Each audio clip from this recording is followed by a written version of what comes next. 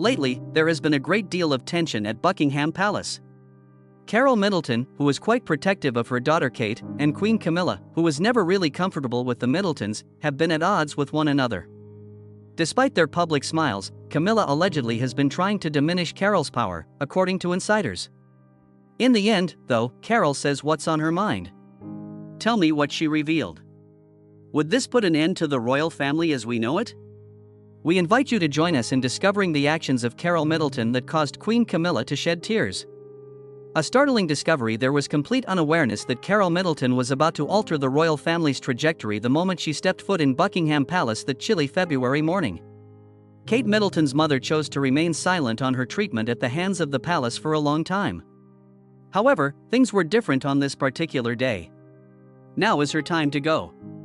Standing before a room full of stunned royal officials was Carole Middleton, who is normally calm and quiet.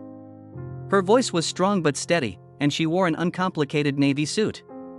She went on to reveal Queen Camilla's extraordinary financial activities, which went well beyond the realm of traditional royal interests.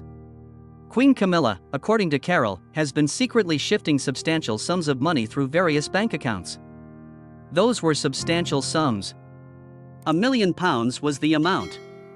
She detailed Camilla's tax avoidance schemes and the several shell businesses used to launder the money. The tension in the room grew with each syllable spoken. Queen Camilla, a paragon of poise and serenity ever since her marriage to King Charles, remained motionless in her seat. Her normally composed face became pallid. She was genuinely taken aback, a first in her regal career. Clear and thorough proof was supplied by Carole. Dates, account numbers, and bank names were all provided by her. Secret meetings in Swiss banks and late-night calls to money gurus were topics she discussed. Nobody could accuse her of winging it because her details were spot on. Since the accusations pertained to royal funds, a delicate subject, they were of great gravity. Many have begun to wonder about the royal family's financial practices in recent years. Carole's comments have the potential to undermine public confidence and ruin years of meticulous financial management. Employees of the palace moved quickly to take action. The phones never stopped ringing, secretaries hurried from room to room, and meetings were called off at the last minute. On this occasion, remaining mute would not have worked. The allegations warranted our immediate attention. Word quickly traveled beyond the palace walls. The claims were investigated by money experts within hours. Attorneys discussed potential next steps on television. It made it into every newspaper in the United Kingdom and beyond. Carole spoke with much authority. For reasons relating to both the individuals and the specifics of the financial transactions. According to her, Camilla was able to maintain her grip on the royal family and make crucial decisions regarding Kate and William's family with the help of this hidden cash. Carole detailed Camilla's use of her financial clout to exclude the Middletons from formal royal occasions. When she spoke about non-profits, she mentioned instances of mismanagement of funds. She went on to say that nobody paid attention to her inquiries regarding these issues. Opinions differed among British citizens who find royal news fascinating. While some applauded Carole's courage, others worried she was bringing shame on the royal family. A lot of people were arguing and sharing their opinions on social media. Typically, the royal family keeps their affairs under wraps, but this time was different. They couldn't just sit on their hands and let the news fade. A major issue arose because Carole had divulged too many specifics. The first astonishment quickly gave way to a mad dash to resolve the issue throughout the day. In a last-ditch effort to assuage public anxiety and protect the royal family's reputation, advisors to the monarch convened emergency meetings. Afterwards, Queen Camilla avoided public view. According to palace insiders, she was very distressed by the accusations and the specificity of Carole's remarks. It seemed like in the span of a single night, the positive reputation she had worked so hard to cultivate crumbled. Carole refused to give an inch. She was unmoved by the criticism and pressure she received. She stood firm in her statements. She said she had observed numerous concerning things within the royal family for years, and her determination grew stronger with each passing day. Serious problems had now arisen at the palace. Not only was there poor news, but there were also severe accusations that would cause the royal family to lose faith in one another. As the plot thickened, it became clear that the British royal family would undergo a radical transformation. How did these two powerful ladies get here? Carol Middleton finally spoke out about Queen Camilla after 10 years of polite nods and phony smiles. What happened during that time? A tense decade. Kate and William's 2011 wedding was just the beginning of the issues. Carol Middleton and Camilla, her name at the time, would exchange friendly smiles and greetings at royal functions. Even though they smiled for the camera, tension was building between them as they posed for family portraits. Carol, who had a great career as a flight attendant, went into party planning independently. She was a dedicated worker who made sure her children had a decent life. She put Kate through elite schools and helped her pay for college. However, there were many within the palace who did not approve of Carol's achievement, likely due to the importance of old traditions.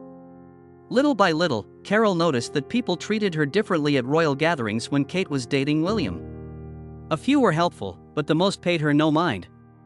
The aristocratic freeze was her later moniker for it. Distancing oneself from another as if they were non-existent. Because of her noble background, Camilla had little trouble assimilating into royal society. She was fluent in the language and mannerisms of the nobility. Those closest to her claimed that in private conversations, she frequently brought up the importance of having a strong family foundation and knowing one's place in the world.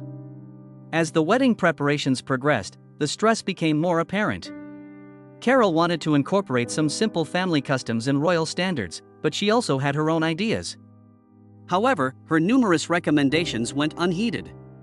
According to those who were present at the palace, there were heated debates about details such as the guest list and the floral arrangements.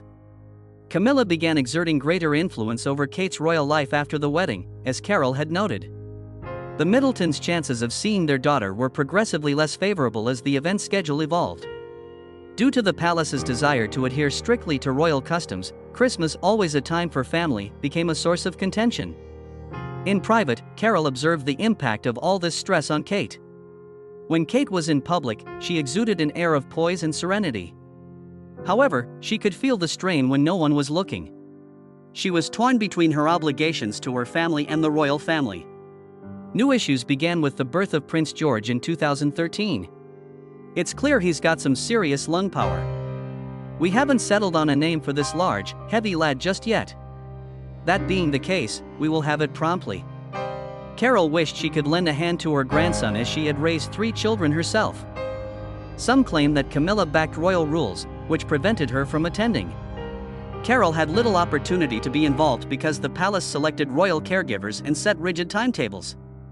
Unfortunately, things took a turn for the worst at Princess Charlotte's christening in 2015. The newest member of the British royal family, 9-week-old Charlotte, was christened in a traditional royal christening ceremony.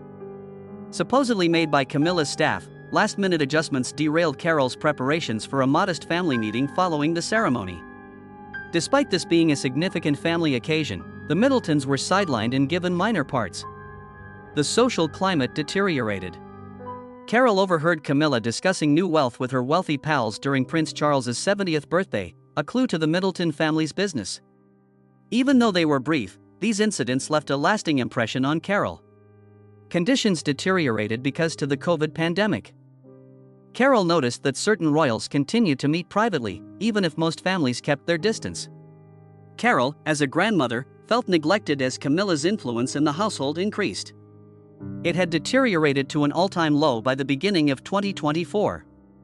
Little eye contact was exchanged between them during Lewis's school concert. The reality emerged after years of feigning friendliness. At the reception, the palace employees felt the chill as they stood distant from one another.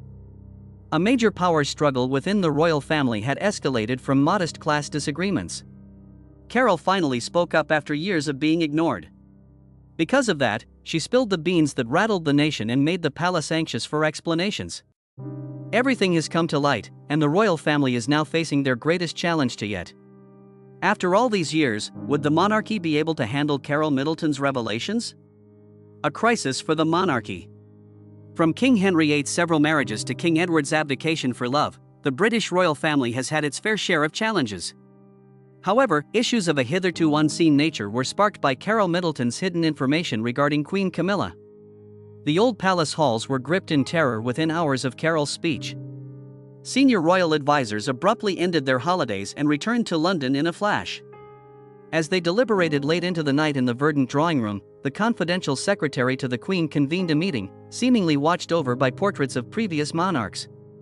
The phones at the palace were constantly ringing with calls from heads of state in various royal families, including European monarchs. King Philippa of Spain, King Carl Gustaf of Sweden, and Queen Margaret of Denmark all expressed their concerns through texts. Royal families' once strong bonds began to erode. Unanticipatedly, the general population responded aggressively. People waited outside Buckingham Palace all day and into the night. Reporters waited nearby for updates as some individuals held posters supporting Carol and others Camilla. The palace had to disable comments on its official pages due to the overwhelming number of posts on social media. The crisis widened existing schisms inside the palace. Carol was subtly backed by the younger employees who were familiar with Kate. In a show of traditionalism, the older staff members sided with Camilla. Tensions rose across the board, including among the security detail and the cooks. Prince William had to make a tough decision. It was his duty to maintain calm as the future monarch. It was clear to him as Kate's spouse that Carol was correct. According to palace insiders, he would spend hours by himself on the phone trying to figure out how to save his family without causing them any harm. Royal work was also impacted by the crisis. Less money was donated to charities associated with Camilla. Not much was said when some key members resigned from their roles. Camilla and the Middletons' scheduled attendance at certain events had to be rescheduled or even cancelled. Without break, the attorneys for the royal family toiled away.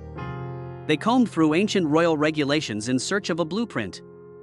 However, this instance was the most serious one ever recorded in the royal records. They could have used some more hands. They consequently established a dedicated office within St. James's Palace.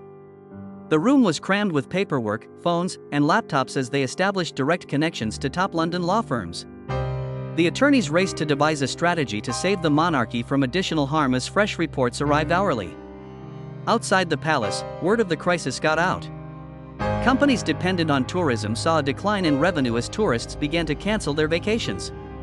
Stocks of companies that supply the royal family fell. As public sentiment toward the monarchy shifted, even the gift store at Buckingham Palace saw a decline in business. The king was at a loss for action. Kingly duty required him to keep the royal family safe. He wanted to be by Camilla's side as her spouse. Things needed to change, and he saw it as William's father. Charles's anxiety about the future was evident in private letters he wrote to Princess Anne. Parliament was also affected by the crisis. Questions concerning royal duties and finances began to circulate. Some high-ranking officials were interested in auditing the palace's spending habits. Some have proposed new regulations that would open up the royal family to the public. Typically, the government would back the monarchy, but this time they said nothing. Even the palace-supporting newspapers began to shift their stance. Headlines casting doubt on the royal family began to appear. Even TV critics who had previously lauded Camilla's performance as queen started to question her legitimacy. The palace had to reconsider several long-ago policies due to the crisis. They discussed revising previous regulations, being transparent about finances, and empowering younger royals. A family council, in which members with and without royal ties may have an equal voice, was proposed by some. The royal family had a major dilemma after 1 month: adapt to maintain public trust or face permanent loss of it. A watershed moment had arrived for the monarchy, which had molded British society for generations. As a result, everyone was watching to see what came next. As the palace attempted to manage the situation, Queen Camilla's life was unraveling. What happened to the woman who fought for years to become a member of the royal family and then found herself suddenly living alone in her own house? Camilla's decline from prominence. While enjoying a peaceful breakfast on a Tuesday morning, Camilla noticed the first indication that her electricity was going out. The royal dining room, where she usually sat, was deserted. Formerly eager to serve her, the staff now avoided her. Her lifelong companion, her best friend, even abruptly went their separate ways. No longer was Camilla's agenda filled to capacity. Charities began requesting other royals in her place.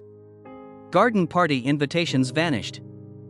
Even her beloved horse show, where she had been a distinguished guest for 15 years, subtly recommended that she take a vacation this year.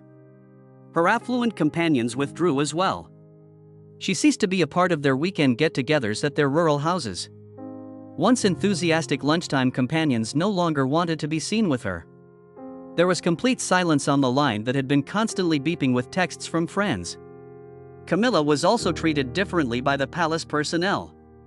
Even though they had lost any sign of friendliness, they were nonetheless courteous. Another royal hired her favorite cook, and she never saw him again. Princess Anne's personal secretary requested to be transferred to her office. Her 12-year driver even made the abrupt decision to retire. These were minor, but noticeable, alterations in public life. While Camilla was at a charity event, she noticed that the photographers were avoiding her. The once jubilant crowds now remained silent. It dawned on her one morning that the royal gift store had misplaced her official image. There were pictures of Kate and the kids instead. With each passing day, she experienced an increasing sense of alone. Supposedly, in the middle of the night, the palace servants could hear her making her way between her chambers. She opted to eat alone at supper instead of with her family. Once a source of joy, her daily horse rides became lonely as her riding companions started making up reasons not to join her.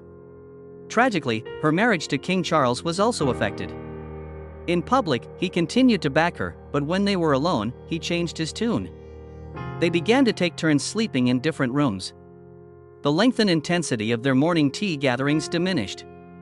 More frequently than not, Charles started going to events by himself. Things went south for Camilla in the press. Her former gushing newspaper articles are now critical of her failures. New details emerged regarding long-ago scandals. Rumors circulated among her former employees of her rudeness, high expectations, and explosive temper. New unfavorable reports surfaced daily. Tom and Laura, who were her children, supported her while they battled. To Tom, the newspaper's food column was a lost cause. Lucrative patrons of Laura's art gallery walked out. Everyone close to Camilla felt the effects of the controversy. The holiday season further clarified everything. Camilla stood almost out of frame in the official family portrait. She moved to the far end of the table from her former center seat for dinner. Her grandkids went to visit their other grandmother during the holiday. Camilla hardly ever left her room by the beginning of 2025. She was almost done with her regal duties. Although the palace claimed she was attending to personal concerns, nobody bought into it. More than any official declaration, her absence from major royal gatherings spoke volumes. The last indication then appeared. Someone took her throne from the royal table as the palace got ready for a state banquet. Royal official merely stated, "Protocol changes," when she inquired as to the reason. The meaning was obvious. At this point, her position as queen consort was purely ceremonial. Camilla fought for acceptance by the royal family for a long time. The words of Carole Middleton, however, had ruined everything in the span of a few months. In the hushed palace, employees murmured that Camilla devoted hours to perusing old photographs, reminiscing about her time in power. The queen, who had fought her way to the top, now faced her worst fear, oblivion. Everyone is staring at Kate Middleton now that Camilla is fading from the limelight. Is it possible that the shy Berkshire woman, who was made fun of because she wasn't royal, may now rescue the British monarchy? Changing the royal family's hierarchy. Kate Middleton showed grace and poise in the face of the most serious crisis facing the royal family. The alterations were minor initially. With more confidence in her public responsibilities, a more forceful voice during family gatherings, and a more solid gait through the palace, where she had previously gone with caution. A number of significant events filled up Kate's calendar. Supporting military families, enhancing early education, and assisting children were her main areas of focus. She had a genuine and friendly rapport with everyone she met at every occasion. She sat on the floor with the youngsters, which the parents at children's charities noted.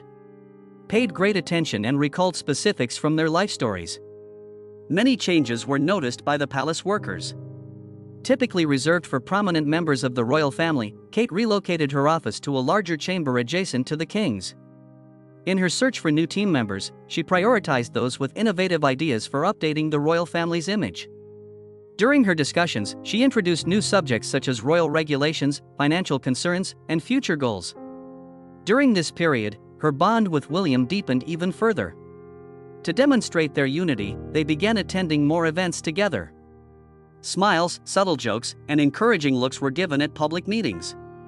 According to sources within the palace, William has recently sought Kate's counsel on matters pertaining to the royal family's future. Unlike previous royals, Kate took a unique approach to her employment. Instead of stuffy, official royal gatherings, she made them more like casual get-togethers. She allowed regular people to enjoy royal areas by opening the palace gardens for community gatherings. In addition, she eliminated middlemen by making herself available to charity workers directly. Her children also gradually became more prominent figures at royal gatherings. Louis, Charlotte, and George all went to charity events with her. They helped those in need by planting trees in community gardens and putting together food baskets. The royal family came across as more approachable, engaged, and human at these events, which served to change public perception of them. In bringing about these changes in Kate, technology was crucial. She made a difference in the way the royal family informed the public. She took matters into her own hands and launched her own social media initiatives, revealing moments from her workday.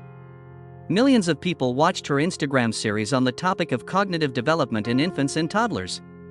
She went as far as engaging in live video chats with strangers online, drawing in backers from every corner of the globe. Carole Middleton's role was embraced as she grew increasingly involved. It was common to see her and Kate collaborating on charity events. The palace was run more efficiently because to Carole's commercial acumen. Even though they were originally panned for their middle-class background, the royal family is today more popular than ever before. There was more evidence of Kate's new role in her clothing choices. She maintained her sophisticated style by combining inexpensive pieces with costly ensembles.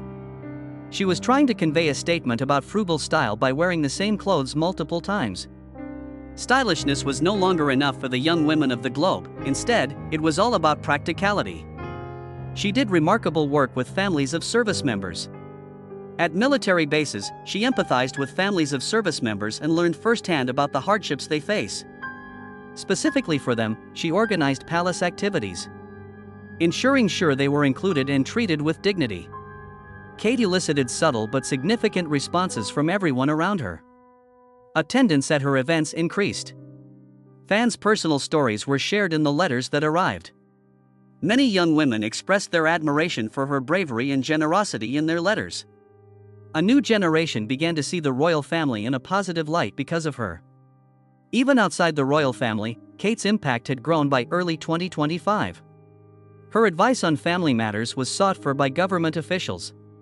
Serious undertakings involving international organizations sought her assistance.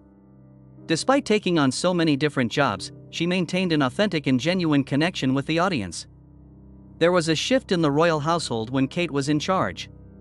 It grew friendlier, more approachable, and more integrated with regular people. Everything that her regular life and middle-class morals were previously questioned for. It was her forward-thinking perspective that the royal family needed to weather the storm of modernity. Will the royal family be able to get past these devastating disclosures, which have thrust them into their most dire situation to date? Or is this just the start of a disastrous decline? How will Kate's future as queen be affected by the outcome of the ongoing feud between Carole Middleton and Queen Camilla? Who will history stand with? Please subscribe, like, and share for more content like this. Additionally, play the following video that appears on your screen. I promise you, you will love it.